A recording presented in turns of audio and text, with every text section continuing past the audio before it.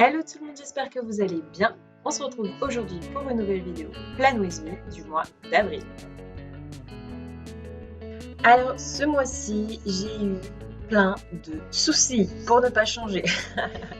Non, alors j'étais tellement motivée pour faire une belle vidéo, j'avais fait des rushs, j'avais filmé, j'avais tout dessiné et tout ça, et ma caméra est tombée en panne. Enfin, ma caméra, en fait c'est un téléphone, et donc oui, il ne faut pas filmer avec un téléphone, mais je filme avec mon téléphone. Il est tombé en panne, donc j'ai perdu les 3/4 de mes vidéos en fait, donc j'ai juste réussi à récupérer donc à partir de ce que vous êtes en train de voir là, donc c'est-à-dire la fin, les petits détails que j'ajoute sur le calendrier, la fin du habit tracker et là le mood tracker, donc je suis en train de le faire. Donc après une grande hésitation, je me suis dit est-ce que je montre, est-ce que je montre pas, et j'ai décidé quand même de montrer le résultat final. Donc voilà, vous avez donc une idée donc sur l'habit tracker et sur le mood tracker et sur le calendrier et sur la page de couverture. Je vous montrerai le résultat final plus doucement à la fin pour que vous ayez le temps de voir.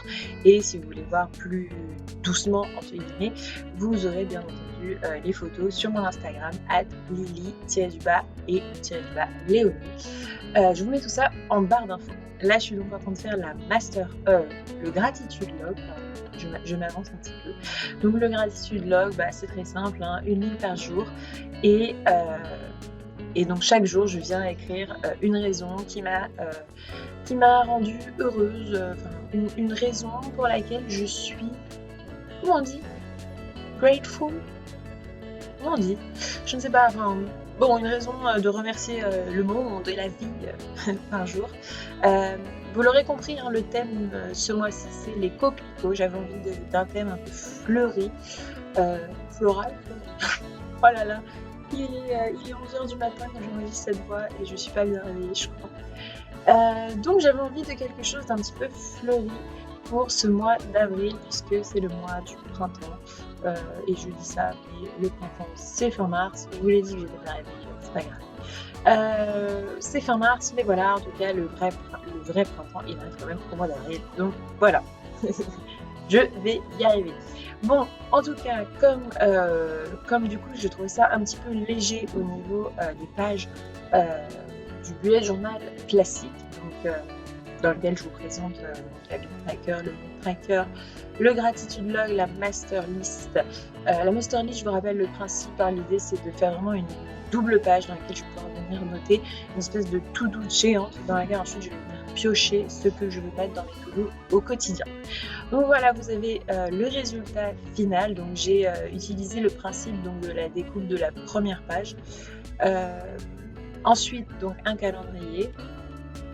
Je suis repartie sur le principe du calendrier sur la double page parce que vraiment je trouve ça plus agréable, plus sympa, donc je préfère faire comme ça. J'avais tenté à un moment donné de faire sur une page unique, mais finalement je suis revenue à mes classiques et c'est très bien comme ça. Également j'ai rajouté le mood tracker et l'habit tracker parce qu'en ce mois de confinement, je me suis dit que ça pouvait être sympa. J'ai un petit peu adapté aussi les habitudes que je souhaite suivre, donc j'ai mis vraiment des choses qu'on peut faire chez soi principalement, et voilà. Et donc la petite surprise que je vous ai réservée ce mois-ci et la petite nouveauté, c'est en fait je suis en train de lire en ce moment Votre temps est infini de Fabien Olicard. Et Fabien Olicard, dans ce livre, d'ailleurs ce livre je vous le recommande vraiment, il est génial, je suis en train de lire en ce moment, j'ai pas tout à fait fini mais il est vraiment top. Et donc il décrit le temps, il scinde le temps en 5 catégories, donc le temps professionnel, le temps personnel, le temps pour soi, le temps obligatoire et le non-temps. Et j'ai trouvé cette logique hyper bien, et donc j'ai décidé de vous montrer donc en même temps à la suite donc de ce Plan With Me mon weekly sprint donc sur la première semaine du mois d'avril, et j'ai décidé de la faire d'une nouvelle manière.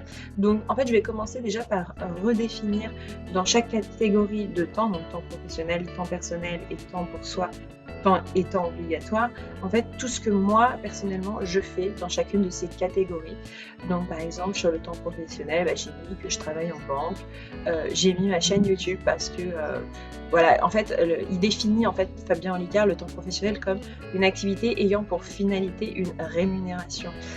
C'est un petit peu horrible de dire que je fais ça pour la rémunération parce que c'est pas vraiment le cas. C'est vraiment pour le plaisir, mais je me suis dit: «Oui, mais comment on classe cette activité en sachant que je la fais pour mon plaisir, mais que quelque part, à un moment donné, elle peut m'apporter une rémunération, si jamais elle se développe». Donc je savais pas trop comment parce qu'en fait dans le temps personnel, il met vraiment en définition justement, qu'il s'agit d'une activité génératrice de plaisir, mais sans aucune autre forme de bénéfice. Donc j'étais un petit peu mitigée sur cette activité-là et comme je me suis dit: «Au moins ça permettra de ne pas juste mettre, la banque» parce que j'ai également mis ma boutique en ligne. En fait, pareil, c'est quelque chose qui ne me permet pas du tout de vivre, mais je le fais pour mon plaisir en fait. Donc voilà, j'étais un petit peu mitigée sur ces choses-là, mais j'ai quand même décidé de les mettre là, au moins pour répartir les différents types de tâches. Dans le temps personnel, j'ai mis les vacances, les films, voir mes amis, ma famille, les spectacles, les expositions. Dans le temps pour soi, c'est une activité qui va vous faire progresser physiquement, mentalement ou spirituellement. Pour ma part, j'ai mis piano, guitare, lire, culture générale, sport, yoga, méditation, organisation.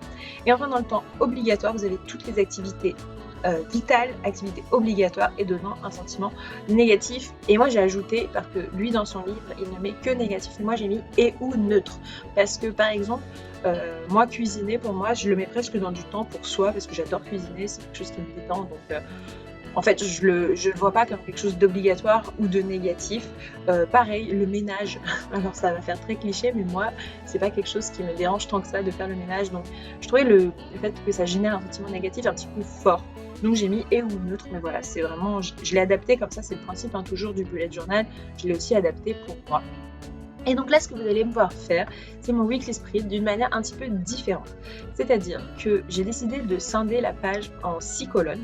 Donc une pour chaque jour de la semaine. Et là, vous allez dire, mais il y a 7 jours dans la semaine, enfin. Et je vous dirais, mais tout à fait, oui, il y a 7 jours, effectivement, je ne peux pas nier cela. Mais j'ai décidé que mon dimanche était quand même réservé à toute forme de loisir, plaisir. Et en plus, ça ne m'arrangeait pas sur ma page qu'il y ait 7 jours. Donc je suis partie sur 6 en me disant, comme ça au moins, ça me laisse freedom pour le dimanche, je fais ce que je veux.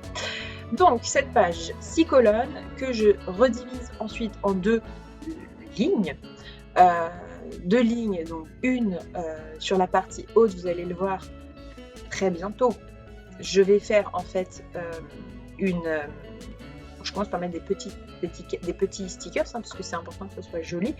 On rappelle l'intérêt du bullet journal, si c'est joli, ça donne envie de le consulter et donc on s'en sert. Donc là, je suis en train de faire ma petite échelle de temps. Donc, je définis donc, ma tranche horaire de 8h à 1h du matin. Et ensuite, dans la seconde partie de la page, j'ai collé à faire. Et donc, comme vous pouvez le voir, eh bien, je viens ensuite définir chaque tâche avec la couleur qui correspond au type de temps. Voilà, c'est déjà la fin de cette vidéo. J'espère que ça vous aura plu. Si c'est le cas, n'hésitez pas à vous abonner ou à regarder mes 2 précédentes vidéos. Et moi, je vous dis à très bientôt.